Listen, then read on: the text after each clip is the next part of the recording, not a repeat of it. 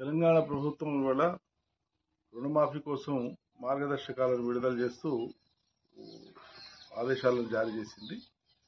ఇది ఆనాడు రుణమాఫీ కోసం మాట్లాడినప్పుడు ఎన్నికల కంటే ముందు సుమారు 6 మాసాల ముందు నుంచి చాలా తీవ్రంగా మాట్లాడుతూ వచ్చింది రాష్ట్ర కాంగ్రెస్ పార్టీ.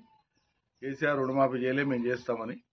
అప్పటికి 2 విడతల రుణమాఫీ చేసి కేసీఆర్ కేవలం 6,000 పైచిల కోట్లు మాత్రమే మిగిలి ఉండే రెండో విడతలో 19,000 కోట్లలో. కానీ దానికే నానా గగ్గోలు చేసి మేము వస్తే తక్షణం అమలైపోతుంది, ప్రభుత్వం ఏర్పడిన వెంటనే రుణమాఫీ మొత్తం చేస్తాం, అందరు రైతులకు చేస్తాం, చివరికి డిసెంబర్ 9 నాడు రాగానే మొదటి పని అదే చేస్తామని చెప్పి మాట్లాడిన విషయం రాష్ట్ర రైతులందరికీ తెలుసు, ప్రజానికానికి అంతా తెలుసు. ఆనాడు ఆశ కల్పించేటప్పుడేమో అందరి రైతులకని చెప్పినారు. ఈరోజేమో కొందరి రైతులకే ఇవ్వడం కోసము మార్గదర్శకాల పేరు మీద మార్గదర్శకాలలో రైతుల ఏరివేత కోసం రాష్ట్ర ప్రభుత్వం పన్నాగం పన్నుతా ఉంది. ఇది అత్యంత దుర్మార్గమైన హేయమైనటువంటి చర్య.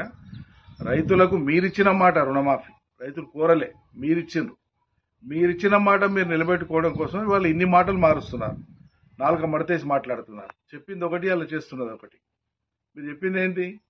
మొత్తం ఇస్తాం, కేసీఆర్ ఇవ్వంగా మిగిలింది ఏముందో అది ఇస్తాము, మళ్ళీ ఇప్పుడు మీరు తీసుకోండి, అర్జెంటుగా తీసుకోండి, అందరికి ఇస్తామన్నారు. అసలు 2 లక్షల రుణాలు తీసుకున్నటువంటి రైతుల సంఖ్య ఎంత? వాళ్ళు ఎవరెవరు మండలాల వారిగా జాబితా విడుదల చేయమని గత 2-3 మాసాల నుంచి మేము డిమాండ్ చేస్తున్నాం, చేయలే. మరి ఈ సింగారం కోసము 7 నెలలు ఎందుకు ఊరించినట్లు? ఇదేదో డిసెంబర్ 9 నాడు అప్పుడే చేసింటే అయిపో కదా. 7 నెలలు రైతాంగాన్ని ఎందుకు ఆశల పల్లకిలో ఊరేగించినారు?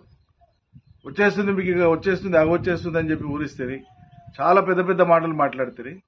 మళ్ళీ మీరు చెప్పేటువంటి మార్గదర్శకాల ప్రామాణికత తీసుకుంటే, PMKSYని కూడా ప్రామాణికంగా తీసుకుంటే, మీరు చెప్పే రేషన్ కార్డుల లెక్కను ప్రామాణికంగా తీసుకుంటే, మొత్తం ఉండేటువంటి 69 లక్షల పైచిలకు రైతాంగానికి సంబంధించినటువంటి సంఖ్యను మీరు వీలైనంత వరకు కుదించి ఇచ్చినామనిపించుకోవడానికి చేసేటువంటి ప్రయత్నాలేవి తప్ప నిజంగా రైతులకు మేలు చేయడం కోసం మీరు సంకల్పించలేదు, మీకు ఆ ఉద్దేశం లేదనేది అర్థమవుతోంది. మేము ఈ మాట చెప్తూనే వస్తున్నాం వరుసగా. ప్రజలకు కూడా అర్థం కావాలి, రైతులకు కూడా అర్థం కావాలి. మరి వాళ్ళ రైతులు కూడా అర్థం చేసుకుంటారు రాష్ట్ర ప్రభుత్వం యొక్క నీతిని. సరైనటువంటి సమయంలో రైతులు ఏ రకంగా స్పందించాలో ఆ రకంగా స్పందిస్తారని చెప్పి నేను అనుకుంటున్నాను.